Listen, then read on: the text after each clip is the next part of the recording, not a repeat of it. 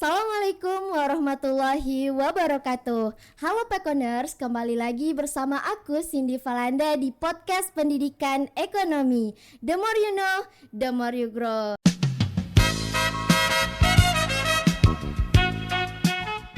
Nah, gimana nih kabar para Pekoners di rumah? Jangan sampai lupa dengan kesehatan dan tetap semangat ya. Nah, kali ini kita akan ngobrolin mengenai pengalaman yang tentunya luar biasa dan gestar kita yang spesial dan juga luar biasa nih. Karena beliau menempuh pendidikan S3 di Australia dan juga kepala prodi S2 Magister di Manajemen FEB UNP.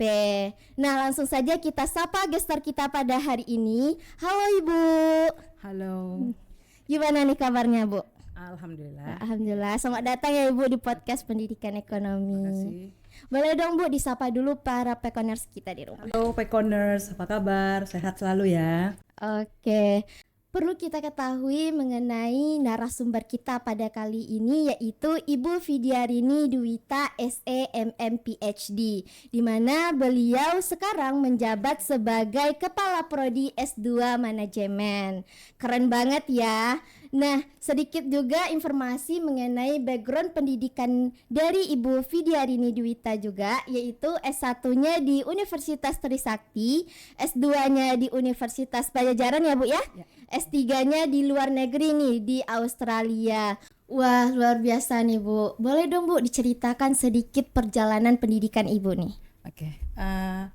Untuk kilas balik ya, karena waktu itu saya mengambil program PhD ini di tahun 2014. 2014. Ya, udah hampir 10 tahun lebih ya. Wih, udah lama ya Bu ya? Ya, udah lama sekali. Dan untuk mendapatkan kesempatan kuliah studi lanjut S3 di Australia, saya memulai dari sejak tahun 2010 sebenarnya. 2010. Ya, persiapan bahasa. Persiapan bahasa Inggris dengan mengikuti pelatihan bahasa Inggris, mengikuti ujian IELTS Kemudian akhirnya ya selama hampir 2 tahun 2012-2013 mendapatkan kesempatan untuk mengikuti program pre-departure kerjasama antara Universitas Negeri Padang dengan Deakin University yang didanai oleh program dari IDB ya, yang pada masa itu direkturnya adalah Prof. Ganefri PhD. Dan kami berenam mendapatkan kesempatan untuk mengikuti pelatihan bahasa Inggris ya, namun dari 6 orang 5 yang approve visanya dan kami mengikuti program kurang lebih hampir 4 bulan. Ya, waktu itu berangkat November 2013 dan selesai program pre-departure itu di Maret 2014. 2014 ya, setelah mendapatkan bahasa Inggris sudah memenuhi dan sudah mendapatkan calon pembimbing yang potensial yang bersedia dan apply untuk beasiswa. Beasiswanya itu adalah beasiswa luar negeri Dikti pada masa itu namanya ya, 2014 waktu itu ya. Dan akhirnya saya berangkat untuk studi lanjut itu di November 2014. 2014. Udah lama berarti ya Bu ya? Sudah lama sekali. Wah, berarti ini full beasiswa ya Bu ya? Full scholar. Oke, berarti dari perjalanan akademik itu langsung mengantarkan Ibu menjadi kepala prodi S2 manajemen ya Bu? Tidak. Tidak ya Bu. Berarti panjang lagi ceritanya Bu? Masih lagi ada proses-proses yang harus saya lewati ya, karena pada masa itu setelah menempuh studi lebih kurang hampir 3 tahun lebih ya. 2014 November selesai di Juni 2018. Ya, kemudian kembali bertugas ke Universitas Negeri Padang di FEB ya. Berarti di FEB ya Bu ya, balik lagi ke FEB. Mengajar kembali ya, ditugaskan kembali dan aktif kembali ya untuk melakukan Tridharma ya. Dan pada masa itu saya diminta untuk membantu menjadi koordinator program 2 degree antara UNP ya dengan Universiti Utara Malaysia. Dan dan itu sampai tahun 2020. Dan baru tahun 2023 saya mendapatkan kepercayaan untuk menjadi Kaprodi MM. Dan sebelum saya menjadi koordinator 2 degree, sebelum saya berangkat studi sekolah juga 2014, saya adalah wakil ketua program 2 degree. 2 degree. Kerjasama antara School of Business Management ya, SBM-nya Universitas Utara Malaysia dengan program prodi manajemen kita. Oh gitu. Ya. Wah, berarti butuh proses juga ya Bu, ya, butuh proses sebelum sampai ke menjadi ke Kaprodi S2 manajemen. Nah, tadi kita udah bahas nih Bu, kalau Ibu itu S3-nya di luar negeri, Australia ya Bu ya. Nah itu ini penasaran nih, apa sih motivasi dan alasan Ibu untuk melanjutkan pendidikan S3 di Australia nih Bu? Oke.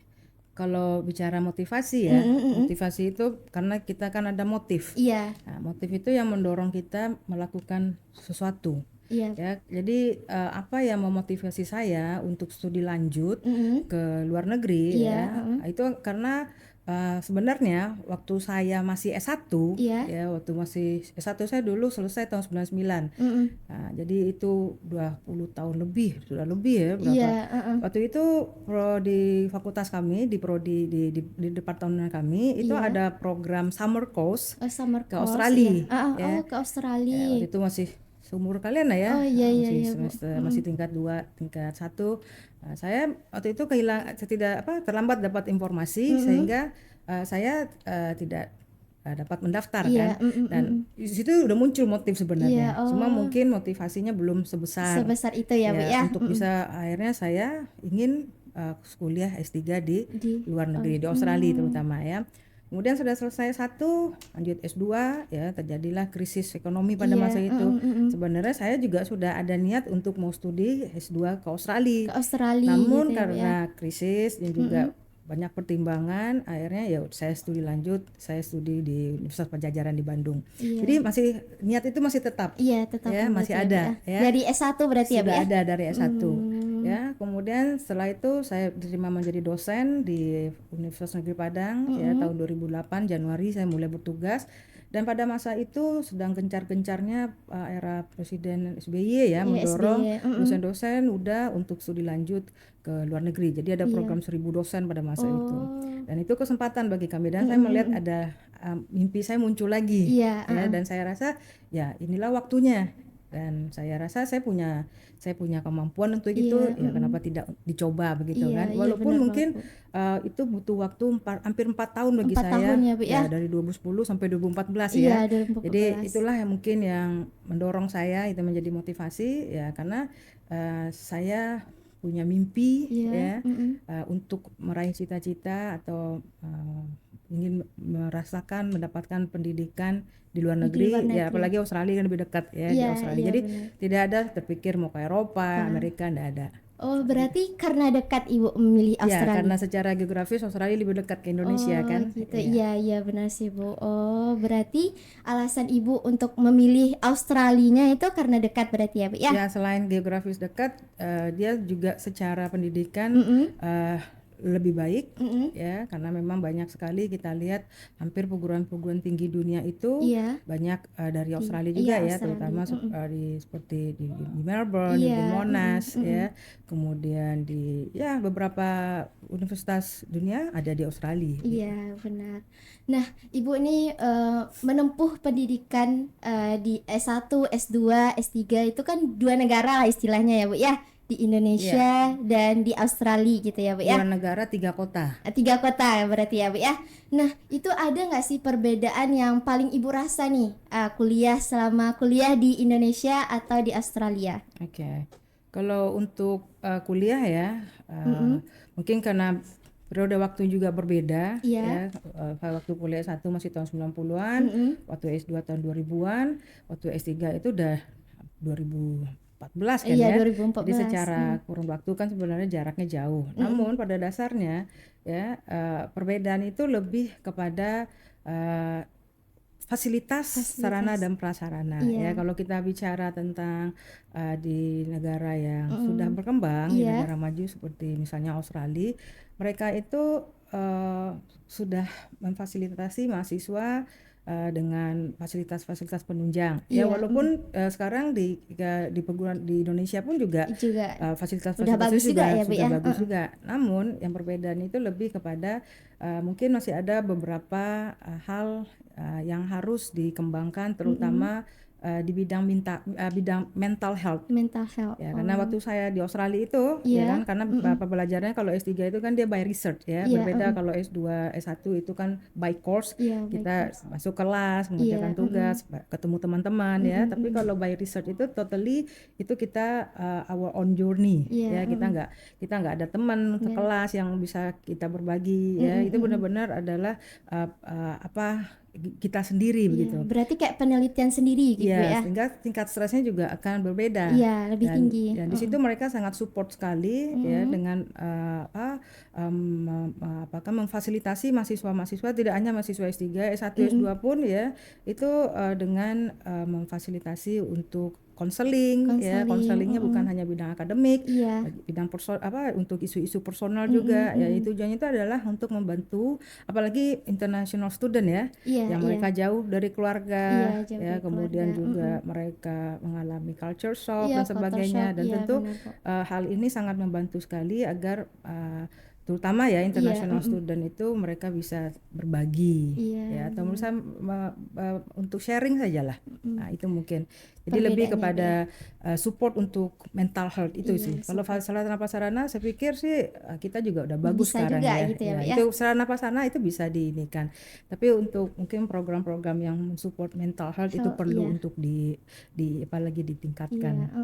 Jarang ada juga di Indonesia sekarang ya Bu ya. Walaupun ada mungkin lebih kepada konseling yang profesional kan, psikolog gitu ya, psikolog itu kan mahal kan, mahal bayar. Kalau ini sudah merupakan fasilitas, apalagi international student kan kita harus bayar asuransi ya. Nah itu udah include untuk itu ya, dalam biaya itu. Nah kita dapat ibaratnya kalau dapat sesi atau jatah ya, dalam satu tahun itu mungkin 10 kali. Jadi kalau tidak dimanfaatkan ya berarti kita rugi. Ya walaupun mungkin kita di sini berbeda ya, dalam arti sharing dengan psikolog itu rasanya seperti orang mengalami gangguan mental. Padahal sebenarnya itu tidak ya.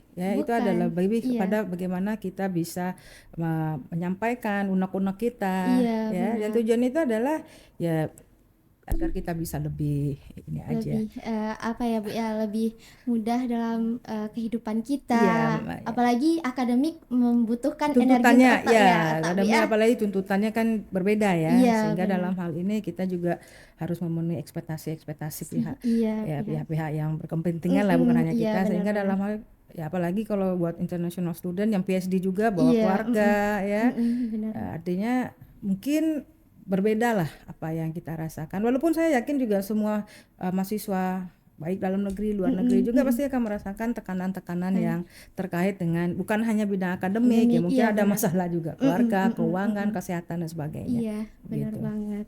Nah, dari perbedaan tadi itu Bu, pasti ada nih tantangan terbesar yang Ibu rasakan nih selama menjalani pendidikan S3 di Australia. Apa aja tuh Bu?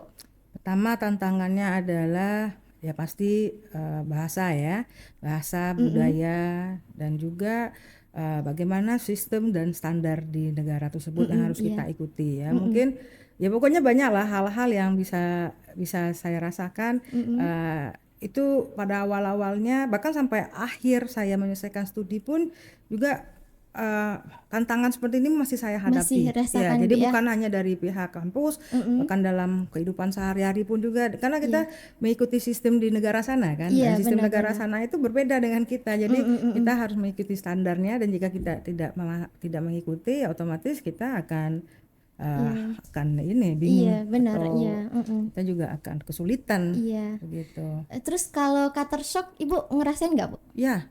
Culture shock itu saya rasakan mungkin karena waktu berangkat itu saya sangat excited.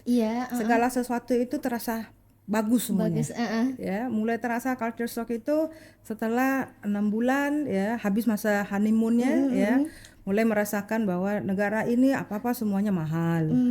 Ya, kemudian pertama itu memang kemudian setelah itu culture shock berikutnya itu adalah pada masa itu tahun 2014-2015 segala sesuatu itu sudah berbasis kepada digital. Digital. Nah, di kita kan baru momentum itu lepas 2020 kan. Di sana itu semuanya sudah by system. Jadi kita kalau mau ngurus listrik, mau ngurus internet, bahkan mau ngurus tilang dan segala macam, ngurus apa itu kita by system. Nah, itu kan sesuatu yang baru. Menurut saya mungkin lebih ke itu. Jadi kadang-kadang ada miskomunikasi, kita isi form itu apa, ternyata ya karena pemahaman bahasa juga, walaupun ini karena kan bahasa kalau di formulir itu kan bahasanya agak-agak bahasa yang menjebak kan.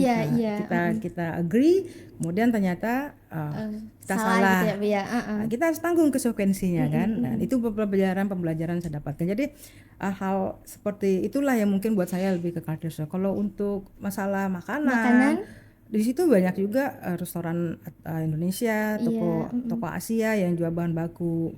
Artinya nggak ada bedanya. Ya bahkan di sana harga makanan lebih murah untuk daging, sayur, ya. Dan dalam arti mungkin kalau untuk makanan tidak terlalu culture shock. Kemudian yang lebih bikin culture shock itu ya itu tadi sistemnya, teknologinya pada masa itu. Kalau kita sekarang kan sudah sudah berbaur. Jadi artinya kita ketinggalan sebenarnya. Itu udah 10 tahun yang lalu di kita baru sekarang. Benar banget nih Bu. Nah, dari pengalaman studi Ibu di Australia dan Indonesia, ada nggak Bu perbedaan dalam segi metode pembelajarannya? Pasti ada. Dimana di sana kita dituntut untuk lebih mandiri, memanfaatkan fasilitas jadi artinya kita dia punya library yang library itu tidak buka 24 jam tidak ya, tapi kalau sudah tutup jam operasionalnya kita diarahkan ke common room. Common room itu adalah semacam gedung di mana mahasiswa yang senang mungkin lebih menghabiskan waktu di kampus bersama teman-temannya daripada di kamarnya atau di kosannya. Nah, mereka itu bisa menghabiskan waktu sampai pagi itu di ruangan itu, internetnya, komputernya, jadi nggak perlu bawa laptop. Jadi setiap ruangan tuh udah ada PC-nya, jadi kita akses maksud dengan NIM atau dengan ID kita, ya kan, karena semuanya tersimpan di cloud-nya. Nah, jadi artinya sistem pembelajaran di sana lebih mendorong untuk lebih banyak menghabiskan waktu di kampus dan memang kita dituntut untuk mandiri sehingga peran daripada dosen di sana itu lebih kepada untuk mengarahkan saja di kelas saja. Jadi dalam arti pertemuan itu pun tidak setiap minggu. Pertemuan itu biasanya di awal semester, pertengahan semester, dan di akhir semester. Dan tengah-tengah pertemuan itu mahasiswa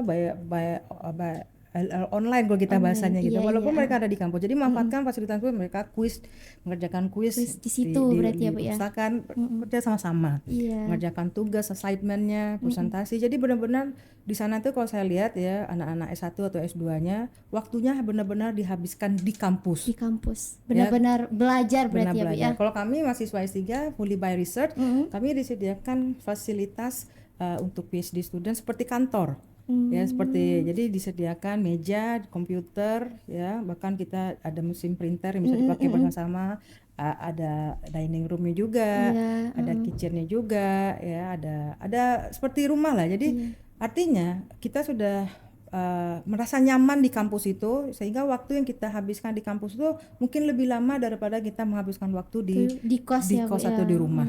Karena apa? Fasilitas menunjang semua. Nah, itu mungkin yang saya lihat pembelajarannya Kalau untuk ini sendiri mungkin sama, mahasiswa ada belajar presentasi, ada kuis, ada tugas, ada ujian namun yang lebih saya lihat itu adalah proses. Jadi benar-benar tidak ada mahasiswa itu belajar ke kafe, tidak ada belajar di rumah teman karena mereka menghabiskan waktu dan menghabiskan proses pembelajaran mereka totally di kampus. Makanya di sana ada on campus, ada off campus katanya kan. Kalau on campus itu adalah mereka yang datang ke kampus. Off campus itu adalah mereka yang tinggalnya tidak di kota tersebut.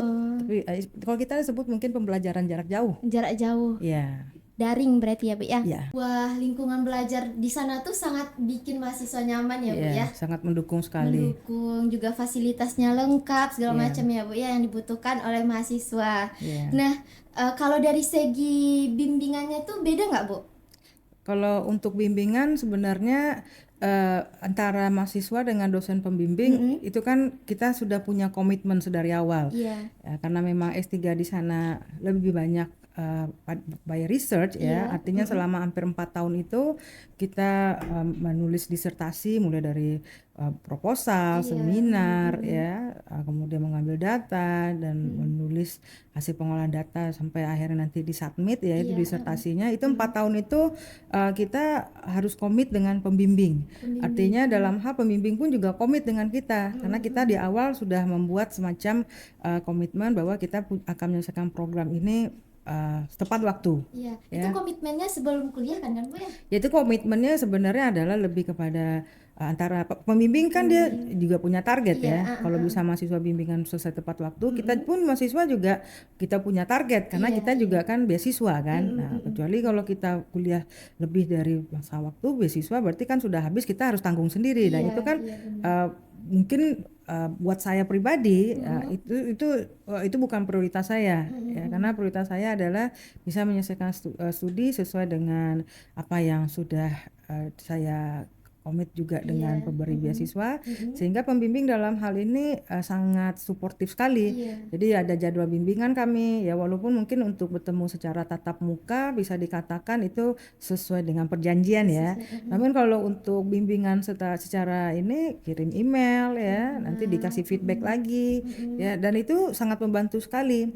Jadi kembali lagi kepada komitmen sebenarnya ya masing-masing karena kita harus memprioritaskan kita studi ini untuk apa ya, artinya kalau ingin target selesai sesuai dengan tepat waktu ya tentu kita harus full ya, walaupun dalam hal kita di sana tidak 24 jam kehidupan kita adalah belajar kita juga membagi waktu, apalagi yang sudah bawa keluarga ya, ibu bawa anak waktu itu, suami ya.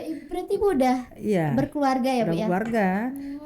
Anak saya yang paling besar sudah kelas 6 SD pada masa itu ya, yang kecil kelas 1 SD. Jadi kadang-kadang hal-hal yang mungkin buat saya itu adalah sesuatu yang membuat saya juga menjadi full time mom dan full time student. Ya, kalau di UNP saya kan full time employer kan, jadi pegawai kan. Nah, otomatis di sana saya harus membagi waktu untuk mengurus keluarga dan juga menyelesaikan studi saya, dan di sana tidak ada asisten membantu-bantu kan. Jadi disitulah saya melihat bagaimana dengan proses bimbingan yang terjadwal dan proses pembimbing yang juga kooperatif sangat membantu saya untuk bisa juga menjalani kehidupan sebagai full time mom dan juga full time student. Jadi pembimbing saya mengatakan, jadikanlah S3 kamu ini seperti kamu bekerja di Indonesia ya, datang pagi pulang sore ya, jadi pada saat anak-anak sekolah kamu ke kampus, kamu menulis apa, karena kita dalam menulis disertasi itu tidak hanya menulis tapi banyak membaca, jadi baca buku, baca jurnal, dan kita belajar sendiri kan. Nah, jadi dari pagi sampai sore itu ya di perpustakaan atau kita dikasih ruang kerja ya, kita searching jurnal, kita baca ini ya, kalau bosan ya ngobrol juga dengan teman ya, jalan juga di taman gitu ya, karena kan maksimal kita bekerja sehari itu kan cuma 2 jam ya, dan sisa waktu yang ada itu ya berarti kita hanya untuk menyelesaikan pada saat yang 2 jam itu kita manfaatkan untuk mengawali tugas. Nah, jadi itu saya banyak dapat trik dan tips itu juga dari pembimbing saya, dari mentor ya, yang mengatakan bahwa kunci keberhasilan kita untuk menyelesaikan program studi apalagi fully by research ini adalah komitmen pada waktu. Ya, jadi saya drop anak-anak sekolah, saya ke kampus ya, kemudian saya di kampus itu tidak menghabiskan waktu dengan hal-hal yang tidak produktif. Begitu datang buka komputer ya, langsung baca email, buka Facebook waktu masa itu ya, sosial media dimatikan ya kan. Kemudian juga benar-benar jadi 2 jam jam 10 sampai 12 itu saya full fokus dengan menulis. Jam 12 udah sholat, makan ya kan. Nah, nanti kalau udah itu ngobrol dengan teman ya, atau mungkin diskusi ya. Jam 3:30 pulang jemput anak. Nah, begitu rutinitas saya Senin sampai Jumat. Berarti harus multitasking ya Bu? Ya multitasking ya kan, dan alhamdulillah keluarga juga mendukung, pembimbing juga profesional komit. Ya, jadi pada saat Bu atau misalnya saya kirim email, saya butuh waktu untuk diskusi. Karena dengan diskusi dengan pembimbing itu memberikan kita pencerahan ya, beri ide apa sih yang harus kita eksplor lagi. Nah, alhamdulillah setahun pertama oke, ya. Tahun kedua ya mungkin karena sudah ya karena tidak ya itulah ya, karena apa-apa semua kita kerjakan sendiri di sana, dan juga sebagai mahasiswa dengan beasiswa kita juga punya keterbatasan secara finansial, dan banyak lagi hal-hal lain ya, faktor-faktor lain selain dari akademis yang ternyata juga menyita energi kita. Nah, mulai tahun kedua saya masih semangat ya, mengumpulkan data, ya, mengumpulkan data karena penelitiannya kualitatif, datanya cukup banyak yang harus diinikan, di coding ya, karena transkrip saya aja waktu itu hasil wawancara mungkin tebalnya 1 bundel, itu harus dibaca di ini dianalisis manual ya kan.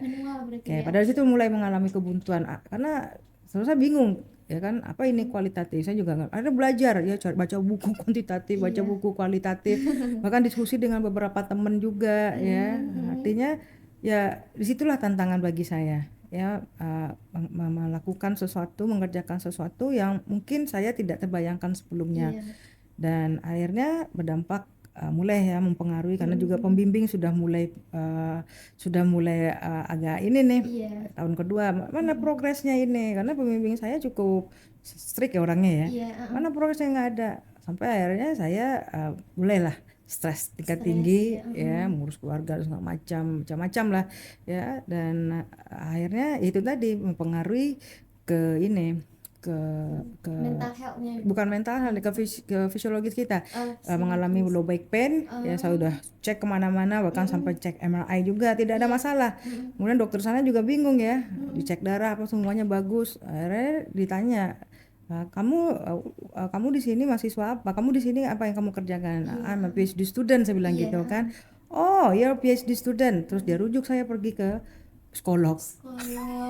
Nah, dari sanalah saya mulai, saya ingat sekali itu ya, saya cerita apa yang saya rasakan ya, tuntutan apa segala macam ya, karena mungkin saya tipenya orangnya juga sangat bisa dikatakan ambisius juga. Jadi pada saat ada sesuatu yang tidak sesuai harapan saya harus bagaimana ini ya kan, dan stres sendiri ya. Setelah yang konseling beberapa kali, dia kata psikolognya, sudah banyak mahasiswa PhD yang saya tangani dan macam-macam kasusnya katanya kan, tapi pada dasarnya itulah kasus-kasusnya itu adalah lebih kepada overthinking kita. Nah, itu yang memicu kepada anxiety attack, muncul asam lambung yang udah dicek kok ini juga nggak ada apa-apa. Alhamdulillah. Saya juga cerita ke pembimbing saya bahwa ini hasil tes darah saya, ini hasil MRI saya, ini hasil, terus pembimbing saya bilang, oh kamu sakit katanya, ya udah you should take a break katanya, kamu pergi holiday dulu sama keluarga. Jadi disuruh liburan ya Bu, disuruh liburan karena pembimbing saya lihat saya sangat semangat dan sangat ambisi. Jadi ibaratnya itu kalau pacu kuda ya kan, ininya memacu kudanya sangat semangat sekali ya, karena dilihat kudanya juga semangat. Saya pada saat itu udah mulai, dan akhirnya pembimbing saya mulai menginikan saya lagi, sampai makanya saya bisa di tahun 2017 saya ingat sekali, saya sudah mau menyerah rasanya karena sakit pinggang saya ini sangat mengganggu sekali, bahkan ya overthinking ya, anxiety attack saya udah sangat ini sekali ya. Kemudian kata pembimbing, ya udah ya kita habisi sekarang disertasinya. Katanya it's no or never, katanya kan. Kita nggak usah lihat disertasinya itu sempurna apa tidak, yang penting sisa-sisa tenagamu yang ada kita selesaikan ini. Dan alhamdulillah November 2017 saya submit ya, karena pembimbing saya mulai agak mengurangi tekanannya ke saya kan. Karena tahu Ibu sakit ya.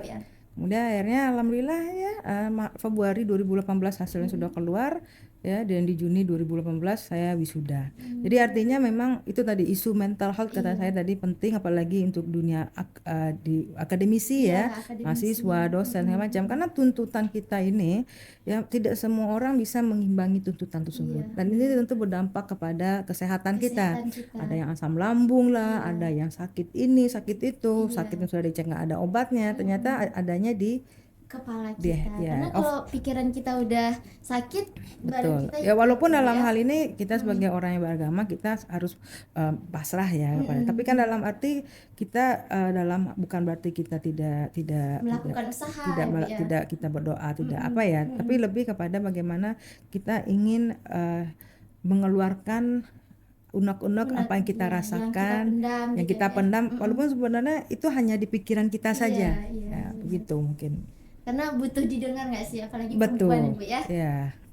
Oke nih Bu, terakhir nih Bu, mungkin ini request pertanyaan dari Pekoners nih Bu, tips and trick kuliah di luar negeri, khususnya di Australia ala Ibu nih. Oke, tips and triknya ya, tips and triknya adalah tentu bahasa. Iya, bahasa. Karena kan kuliah di negara yang bahasa native-nya adalah bahasa Inggris, tentu kita juga harus sedikit banyaknya menguasai bahasa Inggris tersebut. Ya walaupun nanti pada saat di sana akan ada beberapa hal-hal pemakaian bahasa Inggris itu yang kita nggak familiar karena aksennya Australia berbeda kan. Nah, itu biasa aja, 3 bulan nanti udah terbiasa kok. Ya, selain daripada itu juga adalah kita jangan lupa kepada akar budaya kita ya. Jangan sampai terbawa-bawa pergaulan di sana karena memang jadi artinya kita tetap harus bangga dengan siapa kita, ya kan. Kemudian juga sholat 5 waktu ya, tetap ibadah jangan ditinggalkan ya, dan membuka diri untuk menerima kesempatan-kesempatan. Mungkin ada menawarkan untuk ikut klub ya, kalau kelompok mahasiswa ya, atau diajak di panitia, ikut aja ya, atau mungkin ada kesempatan untuk jadi part time ya, selama tidak mengganggu perkuliahan, ambil aja, coba aja ya, pasti ada jam ya, karena itu pengalaman ya, karena memang kalau student by course itu kan dibatasi jam bekerjanya, tapi tidak masalah ya, kita ke sana itu adalah ingin mencoba pengalaman yang berbeda, dan itu tentunya akan berbeda pada saat kita pulang ke Indonesia nanti ya. Nah, itu bukan berarti membuat kita menjadi lebih baik atau membuat kita tapi lebih kepada kita membentuk diri kita sendiri ya, setelah melewati proses. Karena benar, hujan batu di negeri orang, hujan emas di negeri sendiri ya. Nah, itu walaupun seperti apapun enaknya hidup di luar negeri, tetap lebih enak hidup di negeri kita sendiri. Waduh, keren banget nih Bu. Nah, untuk para Pekoners jangan lupa dicatat ya tips and trick kuliah di luar negeri, khususnya di Australia nih. Nah, sebelum itu Bu, jadi mau ajak Ibu santai-santai dulu nih. Ini dengar-dengar nih fun fact mengenai jurusan manajemen. Kalau jurusan manajemen itu jurusan sejuta umat katanya nih Bu. Karena banyak peminatnya, banyak pendaftarnya, terutama di Universitas Negeri Padang juga termasuk jurusan favorit. Nah, menurut Ibu statement seperti itu bagaimana tuh? Statement mengatakan jurusan manajemen adalah jurusan sejuta umat ya. Saya juga baru dengar itu. Baru dengar ya Bu ya. Yang saya tahu memang jurusan manajemen adalah jurusan favorit ya Bu ya. Hampir bukan hanya di UNP saja, bahkan di negara-negara luar juga jurusan bisnis ini adalah jurusan yang favorit ya. Mungkin kalau jurusan sejuta umat saya baru dengar itu. Mungkin sejuta umatnya karena banyak peminatnya nih Bu. Gitu. Nah, terakhir nih Bu, sebelum kita mengakhiri podcast kita pada kali ini, boleh nih Bu pesan atau closing statement untuk para Pekoners kita di rumah. Oke. Ya, untuk para Pekoners ya, mungkin ini sedikit pesan ya, ataupun nasihat ya, untuk kalian yang punya cita-cita atau yang punya mimpi untuk sekolah ke luar negeri, yakinlah ya, selama kita meyakini mimpi kita tersebut ya akan ada jalannya. Ya walaupun mungkin butuh waktu. Karena apa? Rencana Allah itu jauh lebih baik daripada rencana kita. Ya, jadi prinsip saya adalah jika kita mentok atau kita terbentur dengan sesuatu di saat kita ingin mencapai cita-cita atau mimpi kita tersebut, ya lakukan saja. Ya, it's now or never. Maksudnya adalah lebih baik kita coba daripada kita menyesal tidak pernah mencoba. Ya, itu saja mungkin. Oke Bu, kita udah di penghujung waktu nih Bu. Nah, untuk Pekoners yang mungkin masih kepo dengan keseharian Ibu, boleh dong Bu di-spill dulu IG-nya Bu. Oke, untuk follow IG saya di Vidya_Dwita. Di sini gitu ya Bu ya? Di sini. Oke. Jangan lupa dikunjungi IG Ibu, dan tentunya jangan lupa kunjungin juga dan pantengin terus podcast Pendidikan Ekonomi di media sosial sini ya. Oke, terima kasih banyak ya Bu atas sharing-sharingnya. Tentunya juga. Cindy masih mau ngobrol panjang-panjang nih sama Ibu. Tapi sebelum kita benar-benar mengakhiri podcast kita pada hari ini, podcast pendidikan ekonomi ada tagline nih Bu. Oke. Nah, ketika Cindy bilang podcast pendidikan ekonomi, kita jawab bareng-bareng, the more you know, the more you grow. Pakai gerakan ya Bu ya? Oke, bareng-barengnya Bu ya. Oke. Tetap saksikan kami di podcast pendidikan ekonomi. The more you know, the more you grow. Aku Cindy Falanda pamit undur diri dan Ibu Fidiarini Dwita PhD pamit undur diri. Wassalamualaikum warahmatullahi wabarakatuh. See you.